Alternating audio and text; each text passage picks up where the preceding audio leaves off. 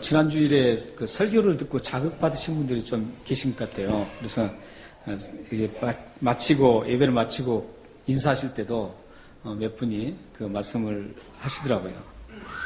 그리고 또 주중에 또 전화도 하신 분이 계셨습니다. 커피 브레이크 하는 시간에도 어떤 분은 또 그 지난주 설교에 대해서 함께 얘기하는 분도 계셨습니다. 아마 우리들에게 가장 예민한 부분을 설교했기 때문에 아마 귀에 쏙 들어왔던 것 같습니다. 그리고 그 말씀이 여러분들에게 자극이 되고 참 그 하나님께서 자극을 받았다면, 말씀으로 자극을 받았다면 그 여러분들은 참 행복한 행복한 분들이라고 생각합니다. 왜냐하면 자극을 받았다는 것은 하나님의 은혜를 누릴 수 있다라는 그런 좋은 현상이기 때문에 그렇습니다. 앞으로도 모든 말씀에 여러분들이 읽을 때나 여러분들이 스스로 묵상할 때 이런 하나님의 말씀에 자극을 받으면서 여러분들이 말씀을 대한다면 여러분의 삶은 이전보다도 훨씬 더 유익하고 또한 하나님의 사람으로 굳건히 설 수 있는 그런 좋은 일들이 일어날 것입니다. 여러분들도 많이 들으셨을 텐데요. 인간의 그 육체를 가격으로 따져본 분들이 있더라고요. 근데 값으로 계산해 보면 뭐 비누 여기 7장 정도 들을 수 있는 지방질이 우리 몸에 구성이 그렇게 되어 있다 그래요. 비누 7장 정도를 만들 수 있는 지방질이 우리 신체에 있답니다. 그리고 못 하나 만들 수 있는 철분을 가지고 있고, 그리고 2200개의 성냥개비를 만들 수 있는 그런 마그네슘을 가지고 있고, 또 뭐 인이라든지 황산이라든지 이런 것들을 이렇게 가지고 있다고 그래요. 그래서 이런 것들 총 계산해 보면 약 100불 정도, 한국 돈으로 10만 원 정도 가치가 있다고 합니다. 여러분들이 이 가치를 따지면 여러분들은 지금 10만 원 정도, 100불 정도밖에 안 됩니다. 만약에 여러분들이 그 100불 정도라면 어떻게 했어요? 좋은 신발 하나 값도 안 됩니다. 좋은 나이키라든지 좋은 메이커 있는 신발 그것도 보면은 뭐 비싸더라고요. 200 몇 불씩 가는데 그거 반도 안 되는 가치를 가지고 있습니다.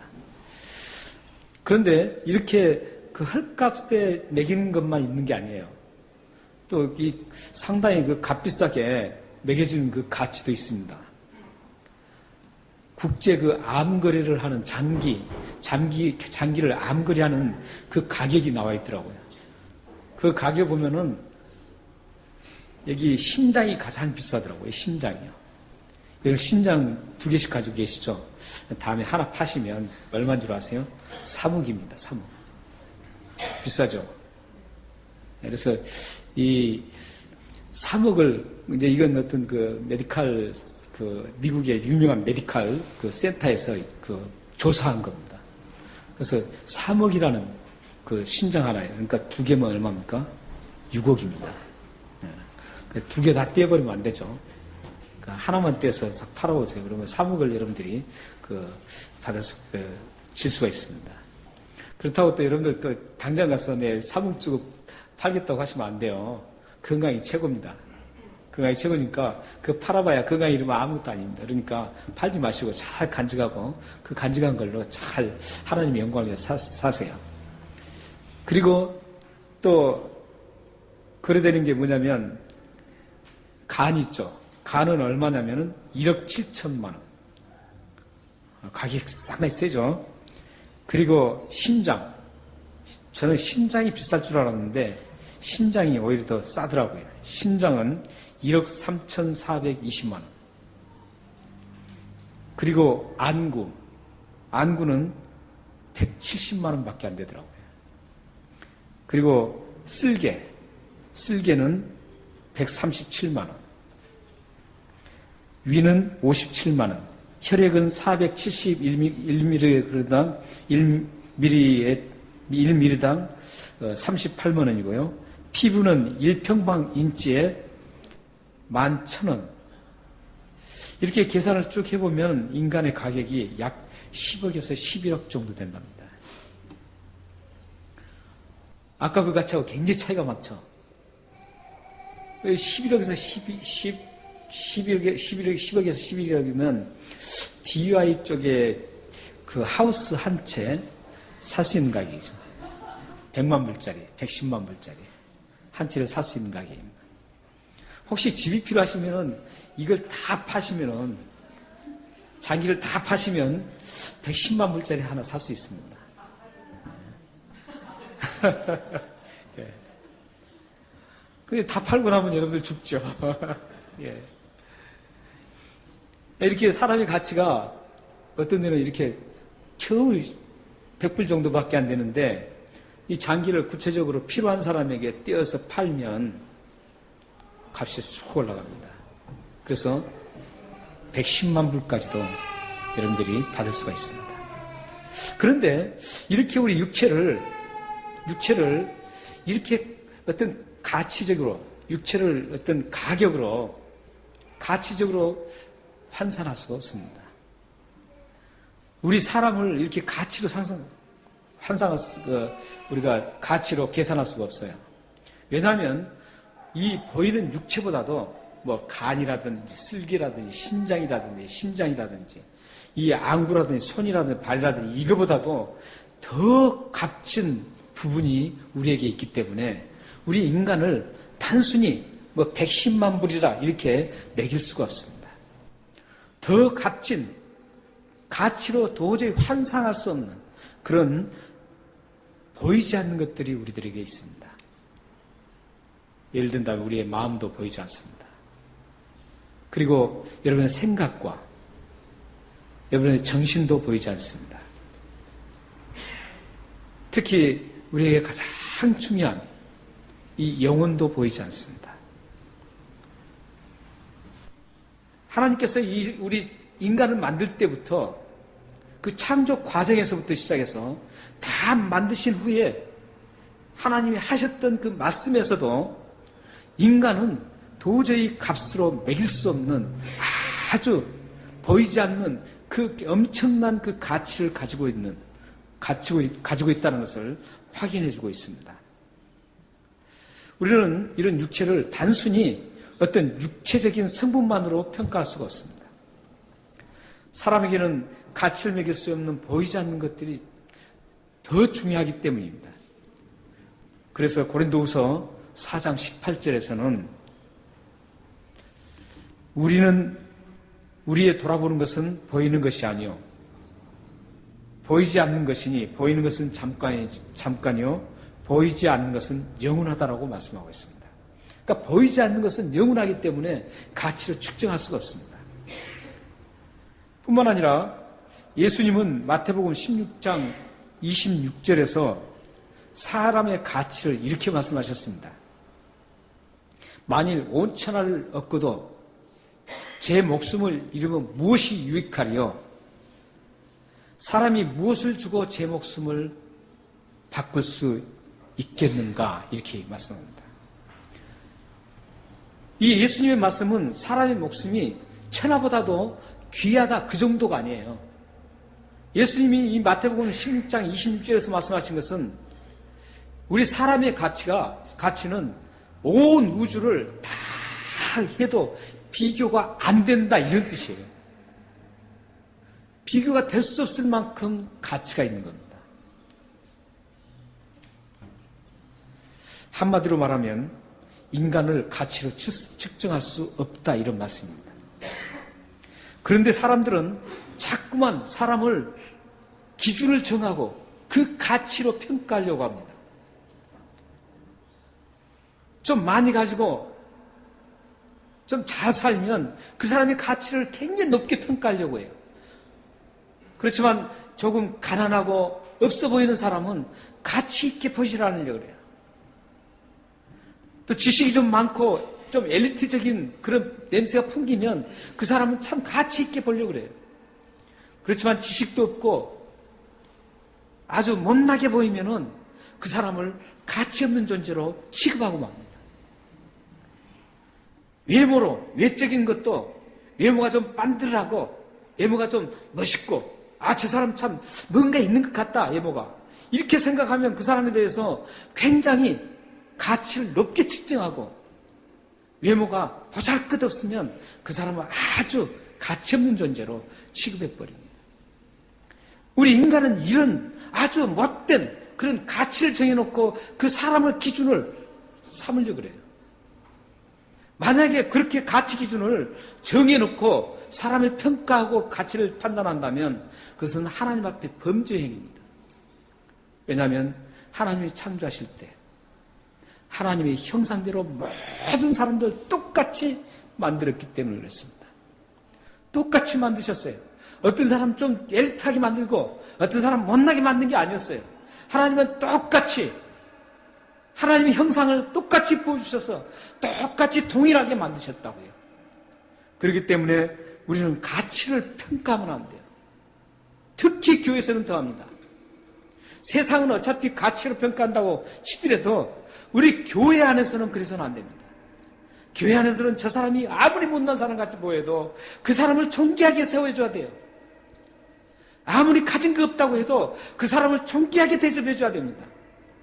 저 사람이 아무리 내부이 아주 형편없는 내부 같아도 그렇게 생각하면 안 돼요. 교회에서 레벨이 있으면 안 됩니다. 왜냐하면 그 레벨을 정하고 기준을 정하면 하나님 앞에 범죄하기 때문에 그래요. 범죄 행위예요. 하나님의 창조를 무시하고 하나님의 창조하신 그 창조의 손길을 완전히 무시하고 버리려고 하는 그런 아주 못된 죄악들입니다. 교회에서 나는 그 교회는 못 가. 그 교회가 너무 빵빵한 사람들이 많기 때문에 못 가. 이런 말이 나오면 안 돼요. 반대로 그 교회는 정말 낮은 술 있는 사람들만 있어. 레벨이 너무 낮아. 그래서 그 교회는 나하고 어울리지 않아. 이런 일들이 지금 한국교회에 막 일어나고 있다고요. 이게 가능한 얘기인가? 이게 세상에서 일어나야 할 일들이 교회에서 일어나면 되겠느냐고요. 교회에서는 그래서는 안 됩니다. 사람들이 보면은 한국교회, 이 이민교회는 그래도 좀 덜한 것 같아요. 한국교회 보면은 한국교회 목사님들 들어보고 제 친구 목사님도 굉장히 크게 목회를 해요. 무척 크게 목회하는 분도 있어요. 5만 명, 3만 명 하는 그 친구 목사도 있어요. 그 목사들 얘기 들어봐도 그래요. 그 목사들 얘기 들어봐도 우리 교회는 엘리트들이 온다는 거예요. 올림픽에 있는 오른교회 같은 데도 그래요. 김은호 목사 같은 경우에 직접 나한테 얘기하는 거예요. 우리 교회는 엘리트들만 온다는 거예요. 그래서 제가 가면 말을 한마디 했어요. 그게 되겠느냐 그랬어요. 저는. 그렇기 때문에 이 교회가 엘리트들만 와서 되겠어요? 아니에요.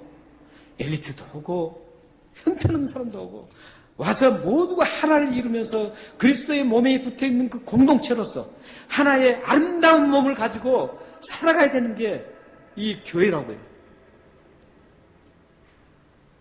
그래서 이 가치 기준으로 판단해서는 절대 안 됩니다.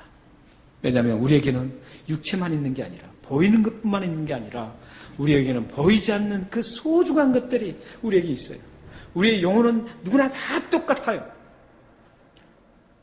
우리의 기본적인 마음 그 창조한 것은 다 똑같아요. 이 똑같이 만들었기 때문에 하나님이 창조하셨기 때문에 우리는 똑같이 다 대해줘야 돼요. 다 똑같아요. 레벨이 없어요. 교회에서는 이 부분이 꼭 이루어져야 돼요. 우리 교회는 다행히 그런 분들이 많이 없어요.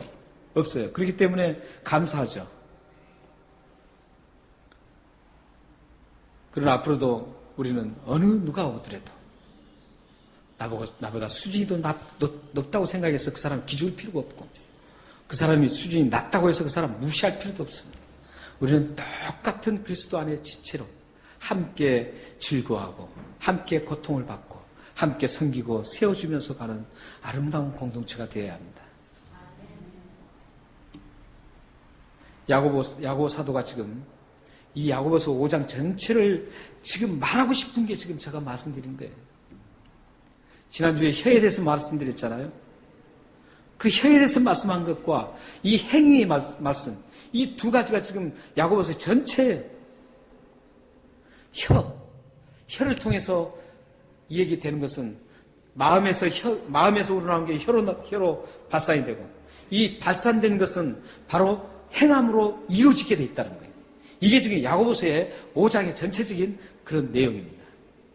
그래서 지금 야고보서는 지금 혀로도 정말 잘 그리스도인답게 살아야 되고, 우리가 행위로도 정말 하나님 앞에 차별하지 말고, 기준 정해놓고 차별하지 말고, 모두가 다 똑같은 그리스도 안에서의 존재로 인식하고 서로 섬기며 사랑하고 살아야 된다는 게 이 지금 야고보서가 주장하고 있는 주구력에 주고자 하는 메시지예요. 오늘 말씀에 야고보 사도는 가치로 측정할 수 없는 그 한 가지를 얘기하고 있습니다.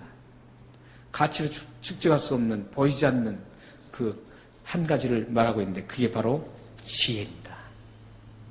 오늘 지금 우리 13절에 18절을 이렇게 쭉 읽으셨는데, 읽은 말씀에 보면 지혜라는 단어가 계속 반복해서 나오고 있습니다. 지혜라는 것은 삶의 가장 필요한 부분입니다. 우리 살아가면서 필요한 것들이 참 많이 있죠. 그렇지만 우리가 정말 더 나은 사람으로 살기 위해서 그 지혜가 굉장히 필요합니다. 가정생활을 할 때도 지혜롭게 살아야만 가정이 평안하고 안정감이 있습니다. 지혜롭지 못한 가정은 항상 불안합니다. 그리고 평화롭지를 못해요. 비즈니스를 할 때도 마찬가지입니다. 비즈니스를 할 때도 무턱대고 비즈니스 하는 게 아니죠. 비즈니스를 할 때도 무턱대고 하는 게 아니라 지혜를 짜서 비즈니스를 해야만 일어납니다. 그 비즈니스가 일어나요. 공부하는 아이들도 마찬가지죠. 공부하는 아이들이 만약에 무턱대고 막 외운다고 해서 되는 거 아니잖아요. 천재는 가능해요. 그렇지만 모두가 천재는 아니에요. 천재는 1%도 안 돼요. 그렇기 때문에 공부하는 아이들이 무턱대고 외운다고 되는 게 아니에요. 어떤 걸 외워야 되는가, 어떤 걸 해야 되는가, 이 지혜롭게 공부를 해야 돼요. 그래야만 그 아이가 공부를 잘할 수 있어요. 형제자매가 사귈 때도 마찬가지예요. 형제자매가 사귈 때에도 지혜롭게 사귀어야만 그 사귐이 아름답게 가서 다음에 결혼해서 평생의 동반자로 남을 수가 있습니다. 이렇게 모든 생활 속에 지혜가 필요합니다. 지혜가 있는 것과 지혜가 없는 것은 아주 질적으로 달라집니다. 그런데 지혜라고 다 똑같은 지혜가 아닙니다. 지혜가 오는 출처가 다릅니다. 지혜가 오는 그 출처가 있어요. 그런데 그 출처가 달라요. 그 지혜가 오는 출처에 따라서 그 지혜의 모습이 달라집니다. 지혜라고 하면 우리는 지혜 막막하죠. 막막해요. 그런데 지혜 하면은 딱 하나 이거다 그런 게 아니에요. 지혜는 여러 가지 모양으로 나타납니다. 여러 모습으로 나타나요. 그러니까 그 출처에 따라서 지혜가 어디에서 오느냐에 따라서 이 지혜가 이렇게 나타나는 거예요. 달라집니다, 지혜가. 이렇게 복잡하게 나타나는 이 지혜를 야고보 사도는 아주 예리하고 명확하게 밝혀주고 있습니다. 오늘 우리가 이 지혜를 함께 나누면서 여러분들이 지혜가 바로 이거였구나. 이게 바로 지혜구나. 이걸 잘 습득하셔서 정말 하나님이 원하시는 지혜를 잘 활용해서 여러분들의 삶에 하나님의 영광을 드러내는 복된 삶이 되기를 바랍니다. 우리는 먼저 지혜가 어디로부터 오는가를 한번 보아야 합니다. 그 출처가 어디인가를 한번 보십시오. 먼저 15절 한번 보시기 바랍니다. 15절이요. 우리 다 같이 한번 읽어볼까요? 자, 시작. 이러한 지혜는 위로 내려온 것이 아니요 땅 위의 것이요 정력의 것이요 귀신의 것이니. 지금 지혜의 출처가 두 곳이 나오죠. 지혜의 출처는 두 곳입니다. 하나는 어디예요? 위로부터 내려오는 지혜. 또 하나는 뭡니까? 땅 위로부터 오는 지혜. 이 두 가지 출처가 있습니다.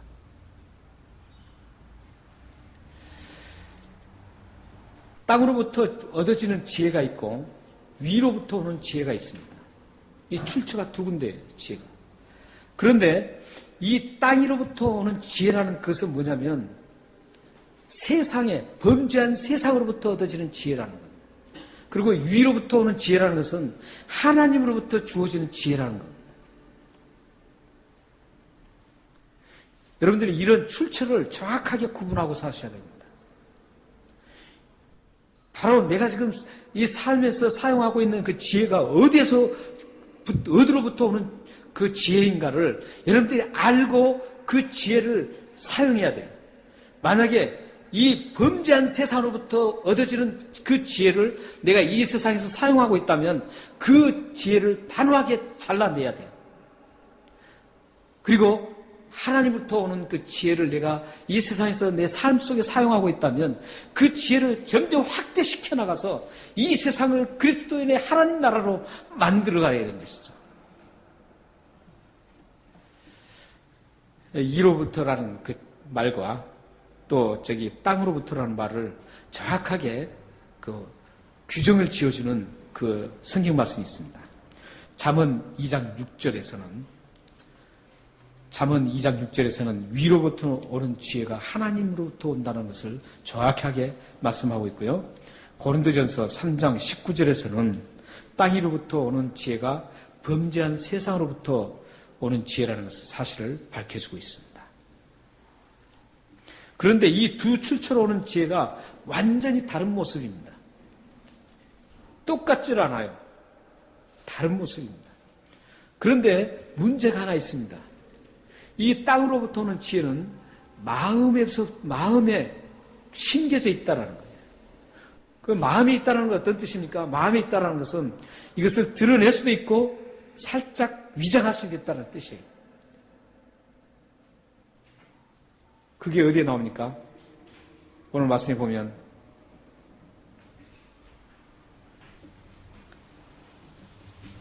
14절입니다. 14절 보면 너희 마음속에 독한 시기와 다툼이 있으며 이게 지금 땅으로부터 주어지는 세상 범죄한 땅으로부터 얻어지는 지혜입니다. 그러니까 지혜 그러니까 막막하죠. 근데 여기 나오는 것들이 지혜예요. 독한 시기가 지혜입니다. 그리고 독한 시기와 다툼도 지혜입니다. 지혜롭게 다툽니다, 사람들이. 다투는데 지혜롭게 다퉈요. 그리고 진리를 거스리는 거짓말, 이것도 지혜입니다. 지혜라 그러니까 막 이렇게 잘 살아 이것만 생각하는데 야고보는 지금 그렇게 생각하지 않고 있어요. 이 시기도 지혜라는 겁니다. 근데 그 시기가 어디서 나오는 지혜예요? 땅으로부터 나오는 지혜라는 겁니다. 그리고 다툼도 이 지혜라는 겁니다. 그 다툼도 지혜인데 이 땅으로부터 오는 지혜라는 거죠. 그리고 거짓말도 진리를 거스리는 거짓말도 지혜인데 그게 땅으로부터 온다는 겁니다. 근데 거기에 마음의 이 단어가 굉장히 중요합니다. 땅으로부터 오는 그 지혜는 이 마음속에 품고 있어요. 품고 있어서 기회를 보고 있는 겁니다. 기회를 보고 있다가 이걸 지혜를 사용하고 사용하지 않고 그렇게 통제를 시키는 겁니다. 그래서 우리가 사실 보면 그렇잖아요. 그 사업하는 분들 보면은 사업하다 보면 다투지 않을 수가 없습니다. 그 다툼이 바로 지혜롭게 다투죠, 그 사람들이. 아주 지혜롭게 다퉈요. 근데 그 지혜롭게 다투는 게 뭔지 아세요? 세상으로부터 온다는 거죠. 그리스도인들은 다투면 안 됩니다. 지혜가 절대 아닙니다. 여기 그래서 이 마음속에 통제를 하면서 슬슬 기회를 봐서 나타나고 어떨 때는 위장하고 숨는 것이 이 세상으로부터 오는 그 지혜입니다. 그렇다면 땅으로부터 오는 지혜의 그 독한 것들, 그 독한 것들은 어떤 결과가 오느냐 이걸 한번 보겠습니다. 16절 보시기 바랍니다. 땅으로부터 주어지는 그 지혜들, 시기와 다툼과 거짓말을 하는 그 땅으로부터 오는 그 지혜를 사용할 때 어떤 일이 일어나느냐 이거죠. 16절 다 같이 한번 읽겠습니다. 시작. 시기와 다툼이 있는 곳에는 혼란과 모든 악한 일이 있습니다. 혼란이 와요. 그리고 악한 일들이 일어납니다. 그러니까 이 땅으로부터 범죄한 곳으로부터 왔기 때문에 당연히 혼란스럽기만 하고 이게 악한 일들을 진행할 수밖에 없습니다. 이런 세상의 지혜를 만약에 교회에서 퍼뜨리면 교회가 혼란이 옵니다. 그리고 교회 안에 죄를 짓는 일들이 참 많이 일어나게 됩니다. 여러분들 교회에서 죄를 안 짓는다고 생각하세요? 교회에서 굉장히 많은 죄를 발산시키고 있습니다.